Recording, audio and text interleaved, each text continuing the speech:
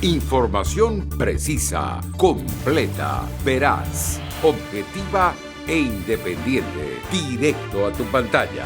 Radio Caracas Radio presenta Voz de América. Sanciones de Estados Unidos. ¿Cuál es la eficacia de estas medidas? Esto es Foro desde Washington. Le saluda Gonzalo Abarca. Venezuela, Nicaragua y Cuba están entre los países de la región sancionados por Estados Unidos. La Oficina de Control de Activos Extranjeros del Departamento del Tesoro administra 3 docenas de programas de sanciones totalmente diferentes. Algunas se dirigen a países, otras persiguen a criminales, redes terroristas o abusadores de los derechos humanos. Históricamente, Estados Unidos ha empleado las sanciones como un medio para propiciar a otros países a realizar cambios de política o para expresar su disgusto por acciones gubernamentales que considera inaceptables. Pero, ¿son las sanciones una herramienta eficiente para promover cambios políticos? ¿Afectan al gobierno del país sancionado o al pueblo en general? Hoy en Foro, 2 visiones sobre la efectividad de las sanciones. Julio Schilling, politólogo, analista y miembro de la Asociación Norteamericana de Ciencias Políticas y que aboga por la continuidad del régimen de sanciones. Y el doctor Eric Hershberg, director del programa de estudios latinoamericanos de American University, asegura que las sanciones representan un fracaso, en especial en el caso de Cuba. Y además, les presentamos un trabajo especial sobre el trauma que representa para jóvenes y adolescentes haber vivido un tiroteo en su escuela. ¿Cuál es el trabajo de los profesionales en este caso? Esto es Foro de la Voz de América. Ya regresamos. Las sanciones que Estados Unidos impone contra Cuba, Venezuela y Nicaragua continúan generando un intenso debate. Los defensores destacan grandes victorias, como por ejemplo la caída del gobierno del apartheid en Sudáfrica y la adhesión de Irán a las conversaciones nucleares durante la administración del presidente Barack Obama luego de fuertes sanciones económicas. Conversé con Julio Schilling, politólogo y analista de la Asociación Norteamericana de Ciencias Políticas, sobre la efectividad de esas sanciones en los países del hemisferio. Veamos. Las sanciones funcionan. Fíjate si es así que todos los regímenes dictatoriales buscan todas las medidas para que se las quiten. O sea, el problema es cuando no se aplican al pie de la letra y cuando se da espacio para que se vaya a violentar. Recuerda que tenemos que mirar causa y efecto. El problema es un régimen dictatorial que está en el poder. Ese régimen, para durar en el poder, necesita recursos económicos. El promover terrorismo de Estado, represión, los controles sociales que urge para la retención del poder, igual que la campaña de relaciones públicas en el exterior, tiene un enorme costo y típicamente estos regímenes pues, son muy ineficientes en el control de la economía. Entonces, pues la moneda dura es fundamental. Negarle recursos a una dictadura es negarle la capacidad para que pueda reprimir. En el caso de Cuba, décadas de sanciones y aún no ha habido un cambio de régimen. Muchos aseguran que esta es prueba fidedigna del fracaso de las sanciones. ¿Tu lectura? La realidad es que no se ha aplicado de todo. Primero y segundo, uno cuando mira el éxito de una política tiene que entender y analizar todas las variables. Porque, por ejemplo, en la década tras la caída del comunismo soviético, Cuba abrió los brazos a la inversión extranjera, dolarizó su economía, entraron turistas extranjeros, en fin, hubo una reformulación del modelo económico y eso no trajo democracia.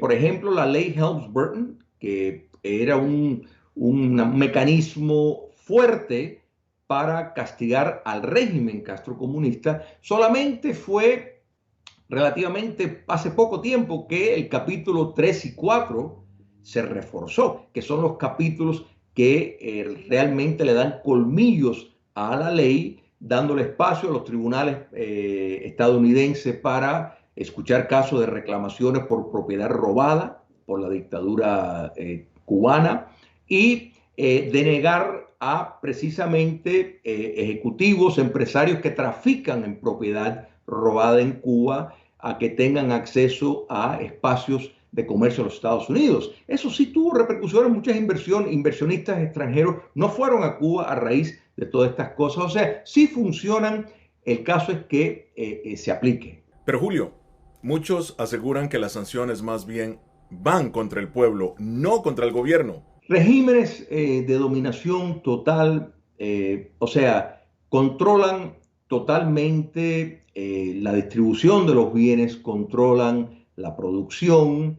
El caso, por ejemplo, de Cuba comunista, donaciones que la comunidad cubana en exiliada, en libertad, ha enviado. El régimen insiste en que sean ellos los que la van a distribuir y no mecanismos internacionales. De modo de que innumerables de trabas que pone a espacios, incluso sus propias leyes, que por un lado prometía dar espacios para personas que trabajan por cuenta propia, y sin embargo lo que vimos a raíz de esas leyes fue un fortalecimiento de las empresas paraestatales en manos de los militares. En el gobierno anterior del presidente Donald Trump se incrementaron las sanciones a Cuba, pero ahora hay una fuerte presión en el Partido Demócrata precisamente para eliminar algunas de ellas, no solamente hacia Cuba, sino también hacia Venezuela. ¿Tú crees que si se eliminan algunas de estas sanciones, si se flexibilizan, sería un error o por el contrario, sería un éxito en la política exterior de Estados Unidos? Sería un gravísimo error si el objetivo es promover espacios de libertad, porque el sistema, tanto en Cuba como en Venezuela, como podemos añadir Irán, son modelos donde el acceso a el mercado depende netamente del Estado dictatorial. En efecto, la política de acercamiento con regímenes totalitarios solo sirve para fortalecer al régimen que está en el poder, porque establece una clase empresarial que está totalmente sumida al poder político, de modo de que pretensiones de que eso va a desembocar en democracia en algún momento son inexistentes. Veamos lo que dice el canciller de Venezuela, Jorge Arreaza, sobre las sanciones. Si ellos levantan las sanciones, más rápido. Si no las levantan, nosotros ya estamos aprendiendo a convivir y a superar y a bypassear y a burlar las sanciones. Y nos han enseñado mucho, por ejemplo, los amigos de Irán, los amigos de Zimbabue. ¿Tu opinión, Julio? Mira, por supuesto que la naturaleza de la supervivencia de los regímenes implicados, que son sancionados, es su prioridad buscar mecanismos alternos para burlar las sanciones. Eso es de esperar. Venezuela ha sido el botín del socialismo continental. Entonces, prácticamente ha sido saqueado por Cuba comunista, que lo ha hecho en el nombre no solo de su permanencia en el poder, sino la extensión de colonias como en Nicaragua, en Bolivia, y movimientos subversivos que yo creo que cuando el ministro oficialista de la dictadura en Venezuela pues habla de aprender de los iraníes, pues es cierto. Irán, por medio de sus milicias Hezbollah y miles de empresas fantasmas que tiene a través de América Latina para precisamente buscar recursos y burlar las sanciones. Eso es un hecho. ¿Por qué crees tú que Estados Unidos se arroga el derecho de imponer sanciones a países más vulnerables? Porque precisamente esos países son víctimas de regímenes dictatoriales brutales. O sea, esto no son medidas contra el pueblo. Y francamente, las medidas contra individuos me parece una buena intención, pero creo que es mucho más efectivo tomar medidas contra el régimen, o sea, que es contra la dictadura completa, contra sus leyes, sus instituciones. Es una posición moral. Los oponentes de las sanciones contra algunos países del continente continúan presentando a Cuba como un ejemplo de lo que consideran un fracaso a pesar de 60 años de privaciones económicas asociadas con el embargo. ¿Lograrán las sanciones contra Cuba un cambio en su sistema político? Esto fue lo que le pregunté al doctor Eric Hershberg, director del Centro de Estudios Latinoamericanos de American University. Bueno, lo que yo enfatizaría es que no todas las sanciones son iguales. Como usted dijo, hay sanciones contra países, hay sanciones contra individuos que pueden ser funcionarios o pueden ser actores involucrados en actividades ilícitas que no necesariamente tienen que ver con el Estado. Entonces yo diría que hay que distinguir claramente entre estos diversos tipos de sanciones. En América Latina actualmente destacan dos tipos de sanciones de Estados Unidos. Por una parte, sanciones contra gobiernos, que es en general, bueno, más notablemente es el caso de Cuba, pero también de Venezuela y de Nicaragua.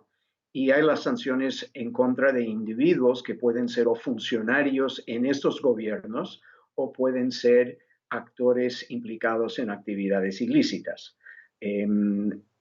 Y yo diría que las sanciones impuestas contra gobiernos para intentar debilitar a gobiernos que no son afines a las preferencias de Washington, tienen una larga experiencia ya de no tener éxito, ¿no? Las sanciones en contra de individuos pueden tener éxito en dos sentidos. Un sentido es como mensaje a posibles violadores futuros de que hay consecuencias de cometer ciertas o crímenes o ciertas acciones, ¿no? Y en ese sentido, la sanción funciona no necesariamente para eliminar la actividad del sancionado, sino para detener, disuadir a otros de seguir comportamientos parecidos. ¿Y por qué las sanciones de Estados Unidos contra países en Latinoamérica, en su opinión, no están funcionando? Es evidente que no han funcionado, ¿no? Llevan 60 años de sanciones intentando derrocar al gobierno de Cuba y eso no ha acontecido, ¿no? En ese sentido, 60 años nos da una base empírico para llegar a conclusiones sobre la eficacia de las sanciones para intentar cambiar un gobierno. En el caso venezolano no tenemos una historia tan larga, pero creo que es evidente que la administración Trump pensaba que sancionando al gobierno, sancionando a individuos y ofreciendo a esos individuos levantar las sanciones si abandonaran el régimen de Maduro, pensaban que eso iba a resultar en una escisión en la coalición dominante en Venezuela, cosa que no ha producido. ¿Golpean las sanciones económicamente al pueblo? Porque es precisamente acá donde muchos legisladores aseguran que no golpean al pueblo, sino a la economía del Estado, doctor. Bueno, la economía de Cuba consiste en un sector estatal, un sector privado y un sector cooperativista. Cada uno de ellos se involucra en círculos de flujo de recursos con el exterior.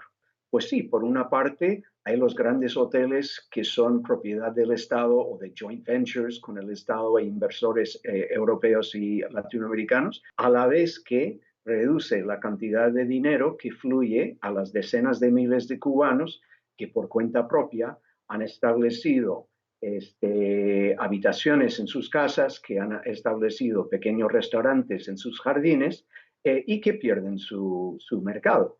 En ese sentido, de nuevo, hablar de que esto no afecta al cubano cotidiano y que solo afecta a un sector estatal o militar o represor es sencillamente absurdo. En su opinión, entonces, ¿cuál es la alternativa?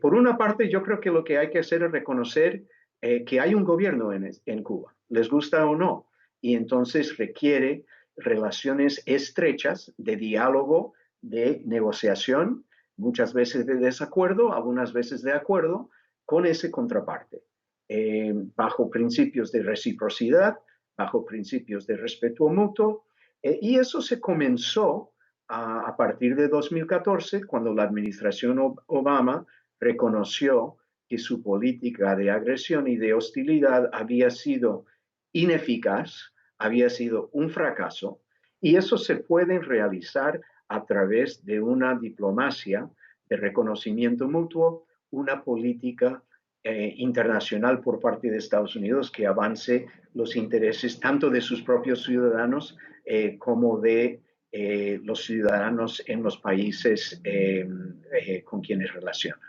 Sobre el tema de Venezuela, veamos lo que recientemente se habló en la Casa Blanca. ¿Estaría este gobierno dispuesto a distender sanciones contra Nicolás Maduro como un gesto del deseo de gestar y facilitar el diálogo con Juan Guaidó? I have not been given any indication that's in the works, but obviously we continue to consider a range of steps with, our global relationships around the world, including Venezuela. ¿Tiene la administración alguna razón para creer que Maduro es serio sobre la negociación de su propia salida? I really don't have an assessment of that. I'm happy to talk to our team that oversees, that handles Venezuela and see if there's anything more we can convey. And made it much harder for them to... ¿Su opinión? Pues yo creo que hay evidencias crecientes de que la administración Biden entiende que la política de agresión, la política de oposición tajante y categórica a la negociación con el gobierno de Venezuela, que es una política que ya se ha fracasado, ¿no?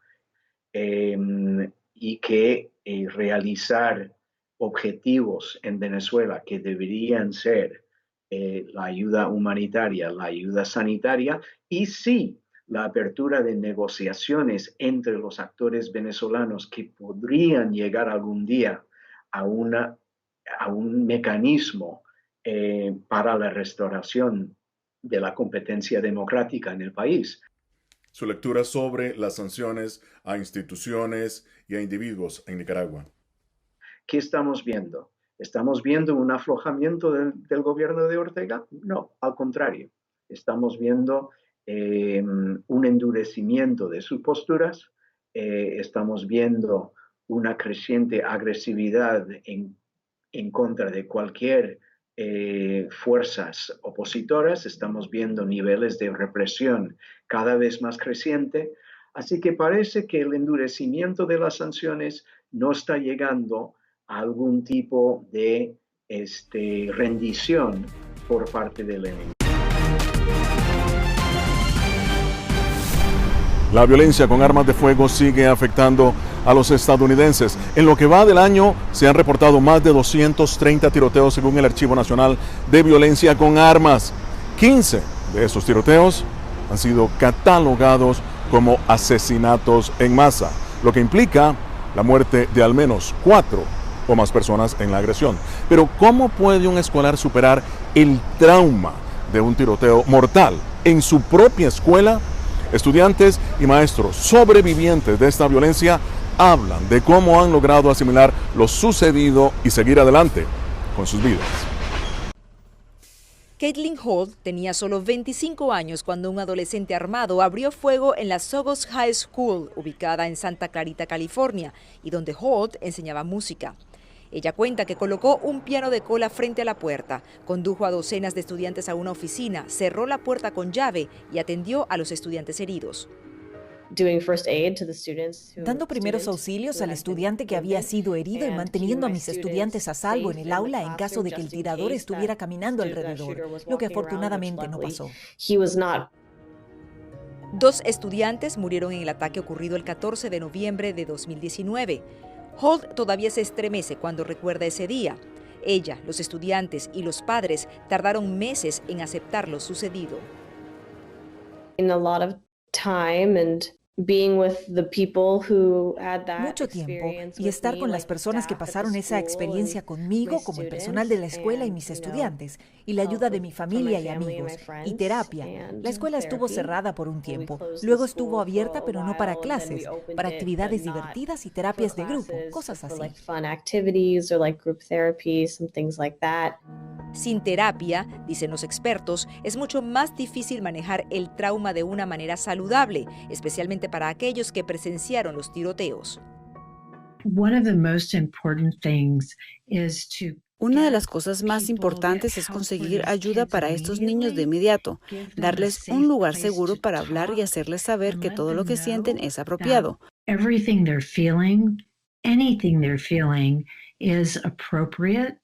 Porque si se sienten asustados, si se sienten paralizados, si no sienten nada, si sienten pánico, cualquier reacción que tengan es una reacción normal a un evento anormal.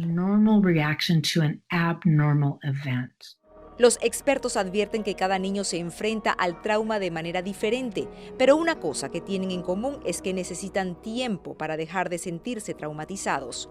El shock suele ser la primera reacción, luego sigue el estrés postraumático, la depresión, la ansiedad. Algunos desarrollan el sentimiento de culpa porque sobrevivieron, mientras alguien que conocían murió. La culpa es el sentimiento más típico de las personas mayores porque tienen conciencia de la profundidad y el alcance de la tragedia. Pueden tener pesadillas, pueden tener problemas para dormir. Pueden enfadarse mucho si están hablando del tiroteo. A menudo también depende de la edad del niño. Sin embargo, psicólogos dicen que a menudo los niños más pequeños superan el trauma a medida que crecen, pero para los estudiantes de secundaria, olvidar lo que sucedió es mucho más difícil. Una joven con la que trabajé, una chica de secundaria, tuvo efectos traumáticos duraderos después de eso. Tenía miedo de salir de casa, tenía miedo de socializar con sus amigos e incluso mucho miedo de ir a la escuela. Tenía ataques de pánico. Trabajamos en psicoterapia dándole algunas formas para calmar su sistema nervioso. Caitlin Holt dice que sus estudiantes, casi 2 años después de la tragedia, todavía se estremecen cuando escuchan ruidos fuertes. Ha pasado el tiempo. Tenemos muchos recursos de salud mental en la escuela. Tenemos un centro de bienestar donde los estudiantes pueden hacer actividades para calmarse, colorear. Definitivamente se siente como un mal sueño, surrealista, porque piensas que eso nunca te sucederá, pero es más común ahora de lo que creo que la gente lo tiene en cuenta. Si bien las heridas psicológicas del tiroteo aún pueden tardar en sanar por completo, Holt está feliz de estar de regreso con sus estudiantes y reconstruir la sensación de seguridad y calma. Natalie Salas Guaitero, Voz de América. Hasta aquí esta edición de Foro de la Voz de América. Nos vemos la próxima semana con el análisis más allá de los titulares. Desde Washington, les habló Gonzalo Abarca. Información precisa, completa, veraz, objetiva e independiente. Directo a tu pantalla. Voz de América en RCR 750.